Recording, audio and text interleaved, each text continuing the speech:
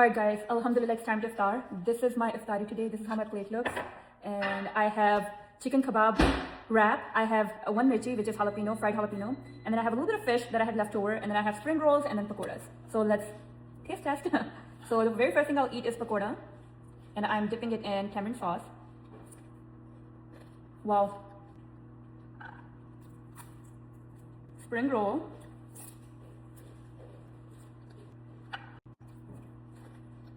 Wash it down with orange juice. Then we have mirchi, the tamarind sauce.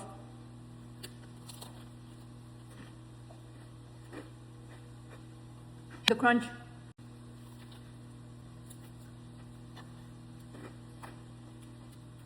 Tandoori fish. So good.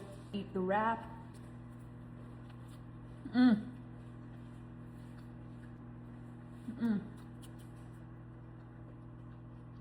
10 on 10.